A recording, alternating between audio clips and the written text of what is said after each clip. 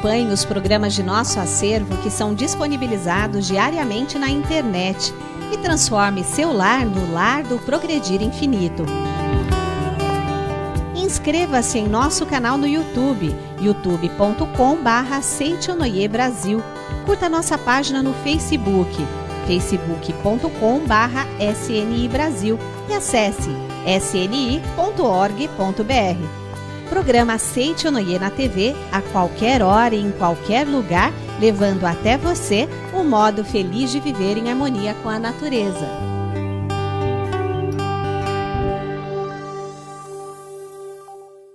Olá, feliz dia, um dia abençoado para todos nós. E que tal aprendermos juntos sobre a educação dos nossos filhos? Hein? Essa é a atração de hoje do programa Seitonoi, o modo feliz de viver em harmonia com a natureza. Muito obrigado pela sua participação, viu? E hoje, como visualizar a criança é o tema da palestra do preletor Marcos Rogério Silvestre Vaz Pinto, que usará como base a educação da vida, que realmente faz toda a diferença quando aplicada. Colocar Deus em pauta, colocar o que então? O amor, colocar o que nós chamamos da afetividade. É isso que nós estamos precisando trazer para os nossos relacionamentos novamente e para a escola. Seja você também um mantenedor do programa Seitonoi na TV. Acesse o site www.sni.org.br ou através dos telefones 0800 770 2600 ou para 0 operadora 11 5074 4180 de telefone celular. E transforme a sua vida e de muitas pessoas através da sua doação. Dirigir a força vital da criança para um lado construtivo, usando o poder do elogio para incentivá-la a desenvolver seu dom natural, eis alguns fundamentos da educação da vida ensinada pela Seitonoi. Então, saiba mais agora na palestra com o tema Como Visualizar a Criança, com o preletor Marcos Rogério Silvestre Vaz Pinto.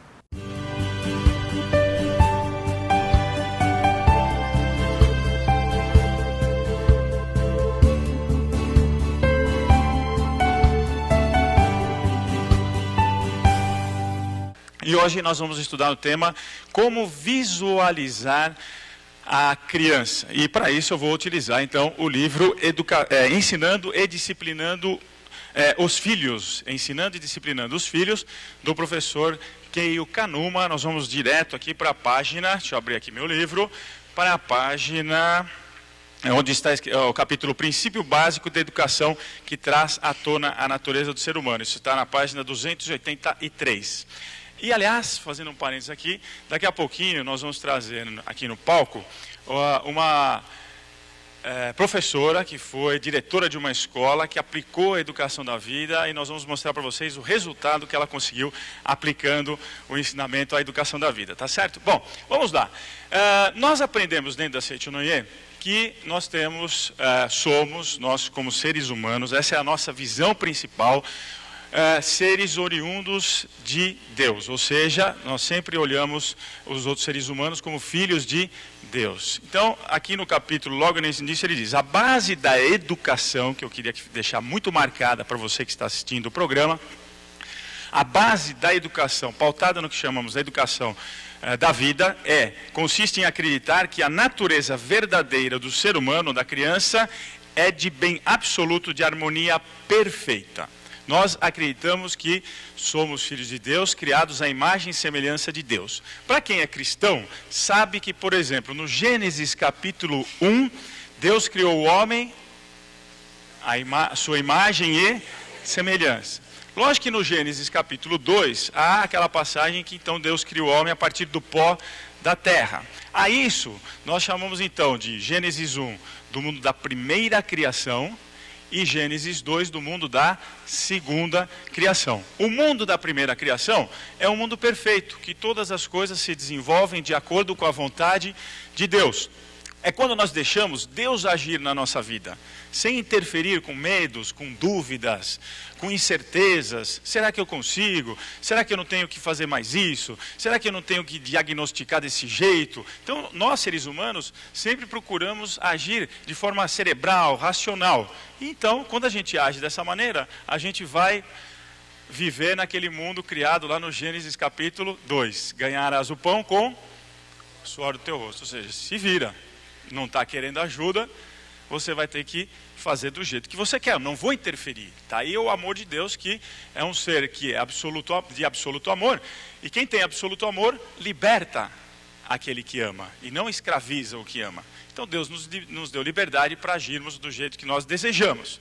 Mas quando a gente começa a entender que o ser humano é advindo de Deus, e que tal eu deixar um pouquinho de lado essa racionalização, isso, e colocar o Gênesis 1 em pauta, quer dizer, colocar Deus em pauta, colocar o que então? O amor, colocar o que nós chamamos da afetividade. É isso que nós estamos precisando trazer para os nossos relacionamentos novamente e para a escola. Porque hoje nós sabemos diagnosticar uma criança, não sabemos?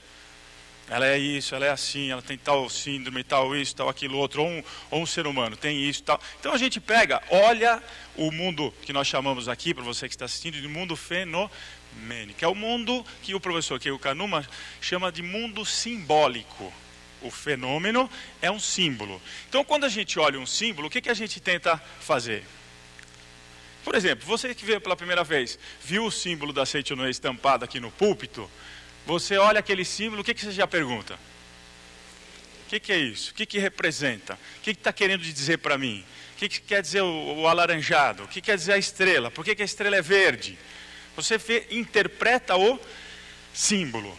E a partir dessa interpretação, depende, se for um ser humano, você vai tomar uma determinada atitude, não é assim? Muito bem, nós estamos então interpretando símbolos. Ou eu interpreto com as ferramentas A ou com as ferramentas B. O que nós estamos dizendo? Para interpretarmos esse símbolo com a ciência mental, com a ciência da mente. Ou seja, eu vou fazer uma outra leitura, entender que aquilo que a criança está mostrando para mim é uma representação de um sentimento que está dentro dela, e não de um problema que ela está trazendo, de um defeito que ela está trazendo, porque o ser humano não é uma máquina. Eu não vou mandar consertar o ser humano. O ser humano já foi criado perfeito. Então eu vou entender isto. Viu, pais, professores que estão nos ouvindo hoje? Nós vamos entender o seguinte: o que este símbolo, esta representação está querendo dizer? Que sentimentos estão por detrás deste símbolo? E aí nós vamos interpretar os sentimentos. Aí nós começamos a praticar o que nós chamamos de pedagogia, vamos dizer assim, da afetividade. Então eu vou dar um exemplo para vocês, simples. Eu assisti num programa de televisão, uma daquelas moças, sabe, que vai resolver o problema naquelas casas tranquilas, de crianças calmas, que sobem na parede, quebram o negócio, jogam o vaso. Eu não fui assim, viu, gente? Fui calmo, tranquilo, nunca quebrei um vaso, né, mãe? Nunca joguei bola na sala, né, mãe? Nunca pulei do telhado, né, mãe? Bom, então assistindo desses programas, a moça chegou no local e duas gêmeas assim, eram assim daquelas da pá virada, e derrubavam as coisas e brigavam. E tudo que elas faziam, elas batiam nos irmãozinhos. Então o que fez sabiamente aquela moça? Ela interpretou o sentimento daquelas crianças. Então ela baixou, olhou para as duas e disse o seguinte: quando vocês estão batendo nos seus coleguinhas, nos seus irmãozinhos, perdão, vocês estão querendo dizer alguma coisa, eu sei disso. Mas ao invés de você usar a mão para dizer, por que você não usa a boca? Que é o jeito melhor da gente falar. Quer dizer, aí uma delas ficou olhando e falou assim: você sabe que eu sou adotiva? Entenderam? Ela começou a expressar o sentimento. Aí ela disse assim: que ótimo, parabéns. Isso mostra quanto os seus pais amam você. Porque sem conhecer vocês, trouxeram vocês para cá e dão tanto amor. Ou seja, vocês são mais especiais ainda por serem adotivas. Parabéns. Aí as crianças: sou mais especial por ser adotiva? Eu achava que eu era menos especial por ser adotiva. A partir daí, então, eu vou combinar com você. Antes de você falar alguma coisa com a mão, usa a boca. Eu fui para uma escola outro dia e vi, né, a professora: senta, calma, blá. E nas portas da escola, né, uma cena típica, aliás, da sala de aula, uma cena típica, um molequinho acariciando calmamente o coleguinha, fazendo aquele carinho, sabe? Aí a professora: para. Eu abaixei, né, falei: vem cá, o que você está querendo dizer? Eu usei a técnica, né? Aí assim: não, ele é chato, ele é bobo. Assim, que bacana, você pelo menos falou com a boca. Ele é chato, ele é bobo, é melhor. Não, mas não é bom a gente falar aquilo que a gente está sentindo com a boca, o que você está querendo dizer com a boca? Não, eu prefiro usar a mão. Olha que legal, menina. eu não desisti. Aí eu falei para ele assim, vem cá, quando o seu papai ou a sua mamãe, ou vovó, quem cria você, vai falar com você, mas ao invés de usar a boca, usa a mão, é legal? Aí ele baixou a cabeça e ficou quietinho. Fala para mim, não é ruim? Ele falou, minha mãe usa muito a mão para falar comigo. Mamãe...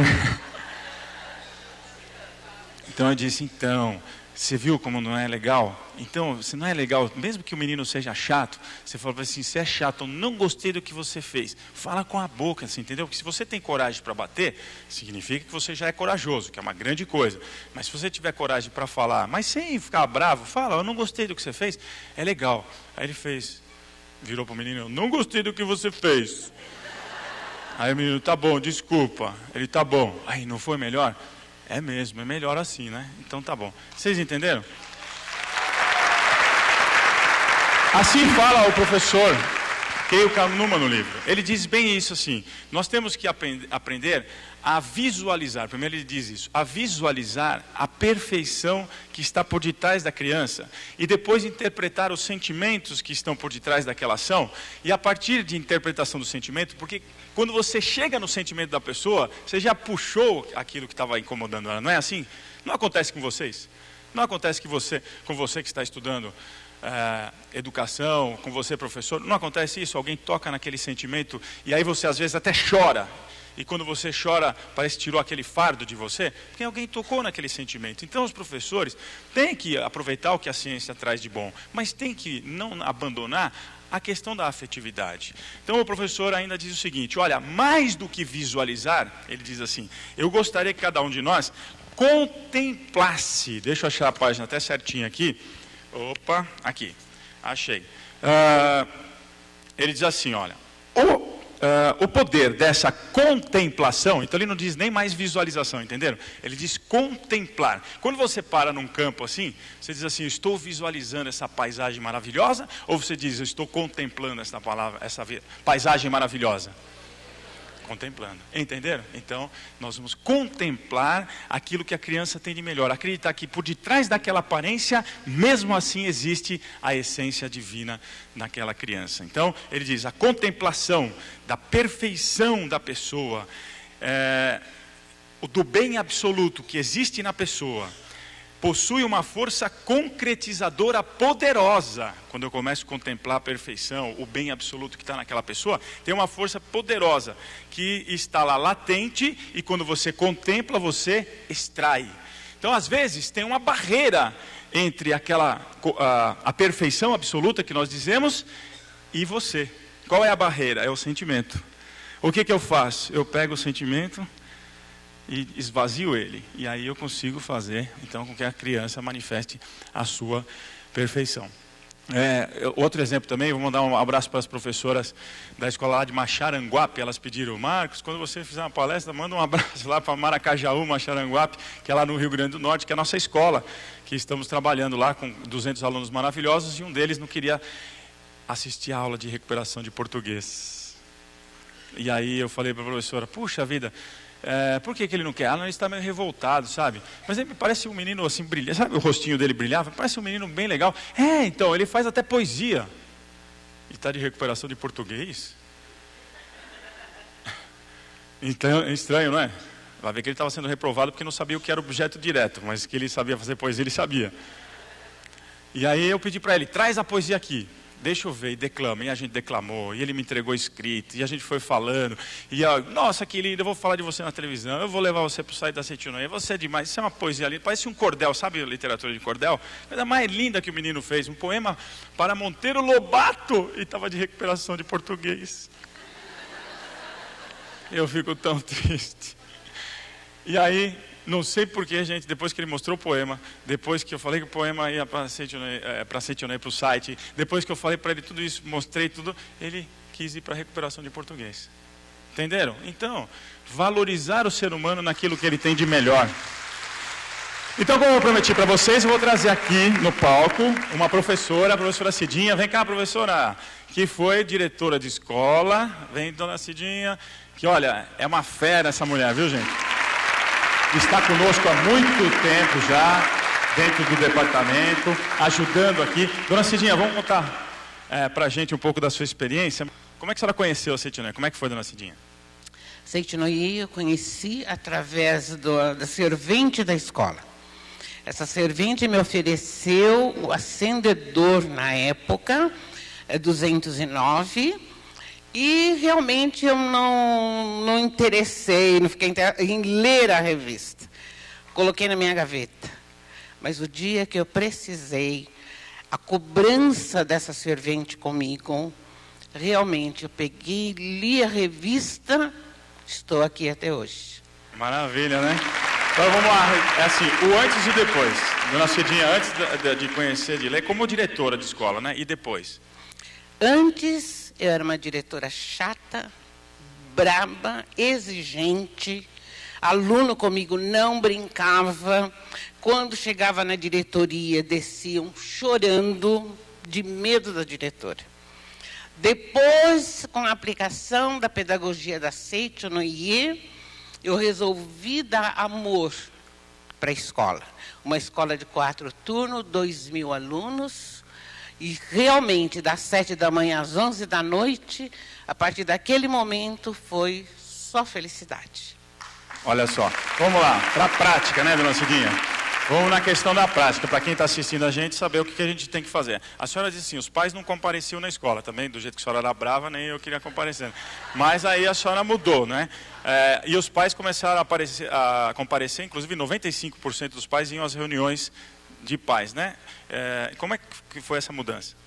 Conversando com os professores, preparando os professores, nós começamos a mudar a maneira de tratar os pais e os alunos. E esses pais vinham até a escola para ouvir o que estavam faltando para o seu filho. E, a partir deste momento, essa falta, a gente já tinha conversado com os professores. Meia hora antes da reunião, eu reuni os professores, os pais no pátio e conversava com esses pais. Seus filhos são maravilhosos, são lindos, vêm limpinho, cheirosos. Os senhores estão de parabéns pelo Filho de Deus que os senhores têm. Gente, a escola de periferia, a parede do muro da escola era favela, parede do quarto deles. E olha, eu só tive felicidade com esses alunos. E os pais, parabéns, né? Então, os pais começaram a comparecer e a senhora falou da falta. Antes de mostrar o que está faltando para ele se desenvolver, a senhora me parece que orientava os professores que assim que terminava essa reunião com o grupão, com a senhora elogiava, os pais iam com os professores. A senhora orientava os professores como, né? Primeiro elogia, depois mostra, ó, falta isto para avançar, vocês têm que me ajudar assim? Olha, eu dizia para os professores o seguinte: a partir do momento que eu já conversei com os pais no pátio, os senhores vão dizer para esses pais somente o que está faltando. Olha, o seu filho é maravilhoso, o seu filho vem limpinho, os senhores estão de parabéns, mas não faz lição, não para na carteira, ele briga, mas ele é lindo, seu filho. Parece incrível, né? Dona Cidinha, por causa do tempo aqui, a dona Cidinha conta para mim, então, que a partir daí os pais entenderam que o que faltava já não era o defeito maior, né? O que faltava, geralmente, era aquilo que os pais precisavam trabalhar para colaborar com a escola. Então, houve a parceria entre os professores, os pais, que aí às vezes era avô, né, dona Cidinha? Era avó, era o tio que vinha, não é? Mas, enfim, quem cuidava estava lá presente. E a dona Cidinha sempre buscava os pais de alguma maneira, o pai tinha que estar lá. Agora, para encerrar, dona Cidinha, um caso assim, daquele assim, esse menino não tem jeito e aí deu jeito. Os professores faziam um diagnóstico e esses alunos não vão ser promovidos. Já repetiram de ano. Mas, na 8ª série, um aluno precisava de 10 em matemática. E o professor veio até a diretoria com esse aluno e disse: dona Cidinha, esse já está reprovado. Eu falei: professor, vamos dar uma chance para essa criança. Mas, dona Cidinha, ele precisa de 10. Eu falei: mas ele vai tirar 10. Olhei para o menino. Assim que o professor saiu, eu falei para ele: vamos dar um susto nesse professor? Ele falou, mas como, dona Cidinha? Eu vou arrumar alguém, que eles não tinham condições de professor particular, eu vou arrumar alguém e você vai estudar com essa pessoa. Conversei com uma menina, assim, que era fantástica em matemática, ela se prontificou, preparou esse menino. No dia da prova, ele disse para o professor, professor, eu quero sentar na sua mesa, porque eu vou tirar 10 e você não vai me acreditar. E realmente, ele sentou na mesa do professor, tirou 10 e foi promovido. É isso aí. Então, essa é a aplicação da educação da vida. Quem quiser saber mais sobre a educação da vida, é só entrar no site da Seitio Noye ou liga para a gente lá no 5014, 0 operadora 11, 5014, 2237, que é o telefone da Superintendência dos Educadores. Muito obrigado.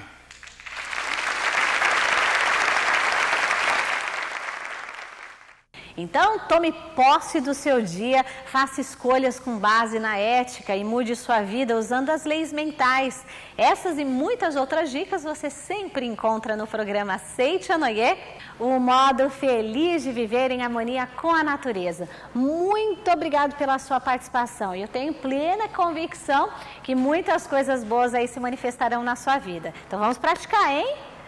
E olha, sabe por que orar modifica a vida das pessoas?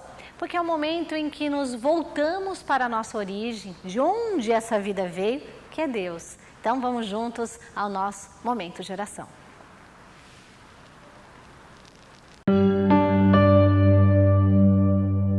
Oração para renascer em Deus. Renasci agora. Renasci em Deus. Sou agora um filho de Deus perfeito.